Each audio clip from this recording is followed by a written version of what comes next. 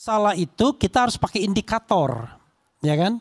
Misalnya kalau kita bicara tentang capaian kinerja pemerintahan Jokowi selama 10 tahun, kan terbukti gagal di bidang ekonomi misalnya. Saya punya catatan seorang ekonom yang di Prabowo Subianto misalnya untuk memberantas korupsi, maka dia sudah kecolongan dari awal.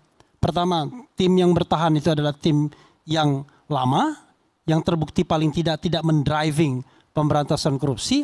Yang kedua, kemarin baru ditandatangani surpres untuk KPK itu. Di kesempatan ini, saya ingin melakukan kritik keras kepada Kepala Komunikasi Istana, Hasan Nasbi, yang sengaja menyesatkan informasi dan ini merupakan penghinaan terhadap Pak Prabowo.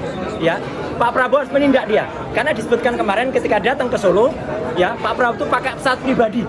Jadi dianggap kayak Kaisang saja, nepeng pesawat pribadi. Bukan, pesawat Boeing 737-700 Papa Kilo Golf Romeo Delta itu adalah pesawat kenegaraan, pesawat pengganti daripada British Aerospace RJ85 yang biasa digunakan. Dan Pak Prabowo sah menggunakan itu karena beliau adalah Menteri Pertahanan dan pejabat negara. Jadi justru juru komunikasi istana Hasan Nasbi yang mengatakan Pak Prabowo pakai pesawat pribadi dan datang, itu menghina Pak Prabowo. Saya minta kalau bisa Pak Prabowo memecat dia. Juru komunikasi presiden itu salah besar, justru menghina Pak Prabowo. Itu bukan pesawat pribadinya Pak Prabowo, ya itu pesawat kenegaraan dan Prabowo sah menggunakan. Sadis-sadis serangannya kepada Jokowi kan saat itu gitu. Jadi intinya kita ini mau meluruskan supaya orang jangan terlalu emosi. Tapi saya juga menentang itu premanisme yang yang pembubaran diskusi itu ngaco itu ya. Harus ditindak itu. Iya betul. Nggak benar. Apalagi di dalam ruangan. Nggak boleh, biar aja ini kebebasan berekspresi. Kadang-kadang kasarnya ini kan budaya kritik kita juga kan masih kampungan juga, masih kasar, menyerang pribadi orang, bukan menyerang idenya. Ya, apalagi di medsos, Prof. Karena banyak akun-akun anonim itu kan bisa dengan enak kan, seenaknya itu menyerang. Kita pisahkan mana masalah institusi, mana masalah pribadi.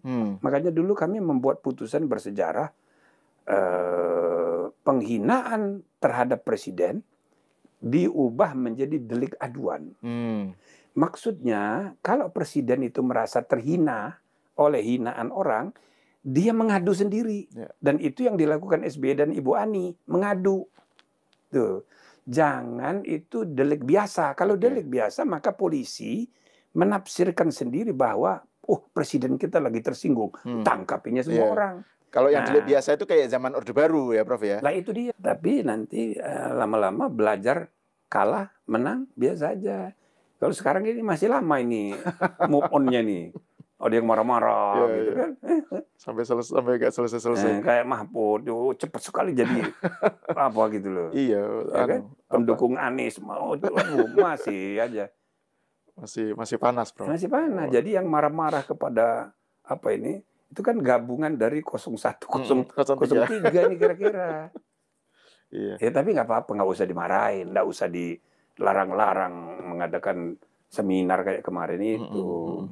Itu. Malah justru kalau kayak gitu dikasih kebebasan ya kan tersalurkan kan? Tersalur. Makin dihalangi makin panas. Makin panas ya, betul. Dan saya rasa sudah kejadian-kejadian ini 2025 belum akan selesai nih. Jadi pemerintahan yang akan datang itu harus siap juga menerima ruang publik ini diisi oleh apa ini. Apalagi kalau pindah ini jadi nanti ke IKN, nggak tahu tahun berapa, mungkin 2026, 2000, ya kan? Nah, di sana itu yang demo siapa? Monyet-monyet aja. Jadi di sini akan terus rusuh, nggak ada penyelesaian. Makanya waktu pertemuan di MPR tempoh hari itu saya usul MPR itu harus kita jadikan gedung rakyat, gedung kebebasan, supaya jangan demo di jalanan, di dalam aja berdebat, diorganisir gitu. Kayak Hyde Park di London, itu kan taman, kalau kita gedung. Bismillahirrahmanirrahim. Assalamualaikum warahmatullahi wabarakatuh. Jumpa lagi dengan channel Rumpi Demokrasi ya. Tentunya dimanapun kalian pemirsa Rumpi Demokrasi, semoga tetap dalam lindungan Allah Subhanahu wa Ta'ala dan tetap diberikan kelancaran rezeki. Terkait video tadi bahwa ada Profesor Refli Harun, terus ada juga tim IT pakar hukum yaitu Roy Suryo, dan ada juga pembahasan sedikit tentang bagaimana masa kepemimpinan Prabowo Subianto dan Mas Gibran Rakabuming Raka. Ya. Berbicara persoalan jejak digital atau bagaimana rekam jejak seorang Profesor Refli Harun. Kita ketahui semua dan kita pernah juga kita lihat Refli Harun ini pernah ada di kepemerintahan, yaitu di eranya Presiden Joko Widodo. Di 2014 yang lalu, Refli Harun ini ditunjuk untuk menjadi staf ahli kepresidenan. Silahkan bisa dicari ya, di searching di Google ataupun di mana, bahwa Refli Harun ini pernah menjadi staf ahli kepresidenan di masanya Pak Jokowi. Terus juga di 2017 juga bahwa Refli Harun ini juga pernah ditunjuk untuk menjadi komisaris di PT Pelindo I. Nah, pertanyaannya, kenapa Pak Refli Harun itu direshuffle waktu itu? Kenapa juga dipecat menjadi komisaris? Terus kontribusi beliau Refli Harun ini apa untuk bangsa ini? Kalaupun dia baik, tentunya nggak bakalan direshuffle dong. Kalau beliau juga memuaskan, kinerjanya juga tidak bakalan direshuffle dong. Jadi apa yang dikatakan oleh Refli Harun tadi, bahwasanya banyak kegagalan-kegagalan di eranya Pak Jokowi begitu. Pertanyaannya adalah, beliau kan juga ada di dalam pemerintahan waktu itu, baik itu di 2014 ataupun di 2017. Bagaimana kita melihat ini kan begitu. Terus kemudian Roy Suryo ini apa kontribusinya untuk bangsa dan negara ini? Oke lah, Pak Roy Suryo ini pernah menjadi menteri di eranya Pak SBY kalau nggak salah di 2013. 2013 Pak Roy Suryo ini ditunjuk oleh Pak SBY untuk menjadi menteri.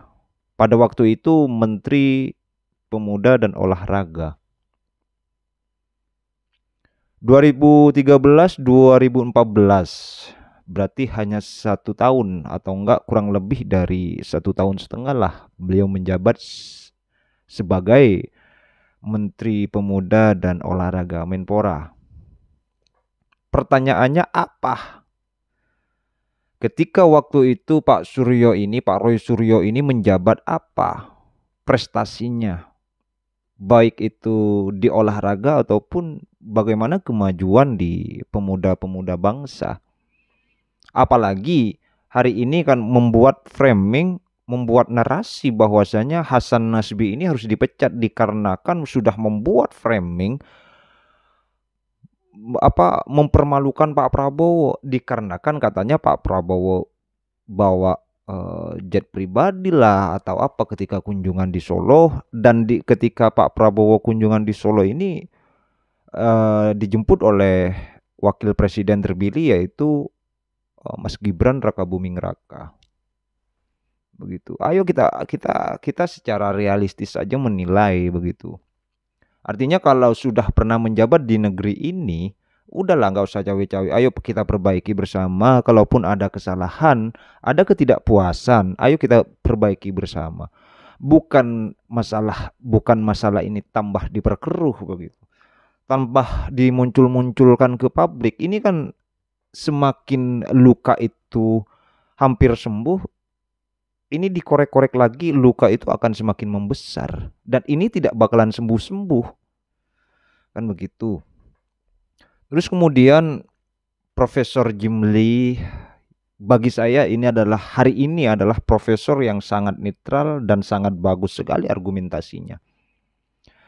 Bukan seperti profesor yang terluka atau yang masih sampai hari ini belum move on, katanya Prof. Jimli ini. Yang mungkin ada kesakit hatian. Banyak sekali profesor hari ini, dan saya menilai hanya Profesor Jimli ini yang masih pemikirannya sehat tanpa kepentingan apapun hari ini. Beliau mengatakan bahwa ya ayolah, kalau kita mengkritik jangan kritik secara personal, jangan kritik individu. Kalau memang mau kritik, ayo kritik kebijakan pemerintah, yaitu Pak Jokowi, begitu. Dan hari ini teman-teman, katanya Profesor Jimli tadi, ya teman-teman yang masih belum bisa move on, teman-teman ini kritiknya adalah kritik personal. Dan saya rasa ini yang menjadi keberatan ya di mana-mana. Melihat komposisi hari ini, kita ketahui beberapa hari yang lalu atau hari kemarin, Presiden terpilih Prabowo Subianto ini sudah memanggil beberapa orang. Ada yang memang masih orang-orang lama, ada orang-orang baru. Termasuk orang-orang lama, yaitu pernah memimpin, sudah menjadi pembantunya Pak Jokowi waktu itu. Sudah pernah menjadi menterinya Pak Jokowi waktu itu. Yaitu ada Mas AHY, Ketua Demokrat, terus ada juga Bahlil Lahadalia, Ketua Umum Partai Golkar ya. Terus kemudian ada Zulkifli Hasan ya, Ketua Umum Partai Amanat Nasional.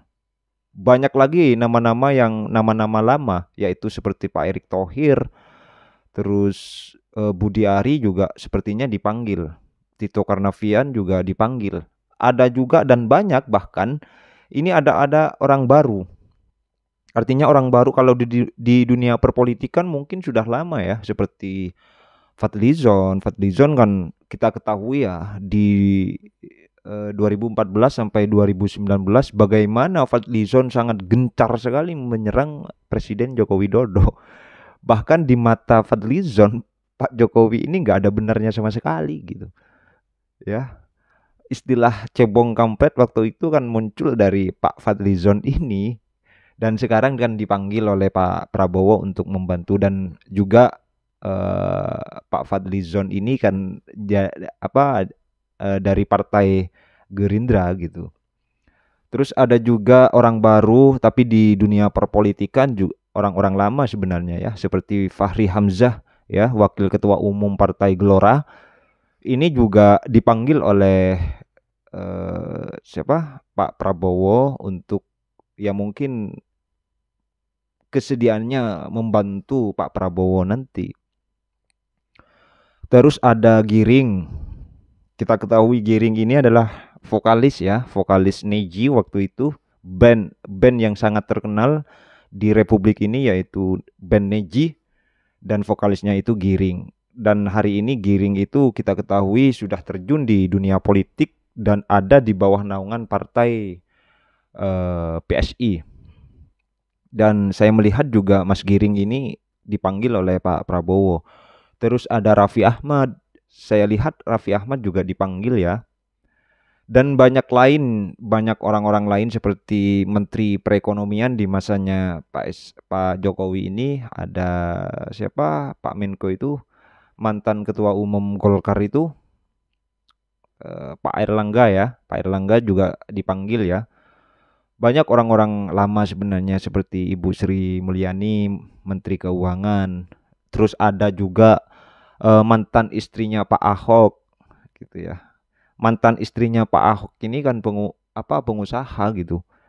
Cuma saya nggak tahu ini kok bisa ditarik oleh Pak Prabowo. Itu kan hak prerogatif seorang presiden terpilih.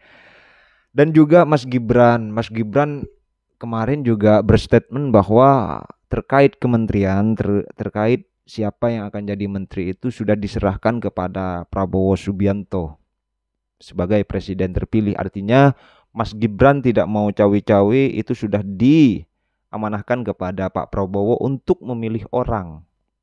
Artinya saya mengambil katanya Muhammad Qudari itu, Mr. Q itu, bahwa semoga Mas Gibran ini menjadi wakil presiden tidak seperti Yusuf Kalla.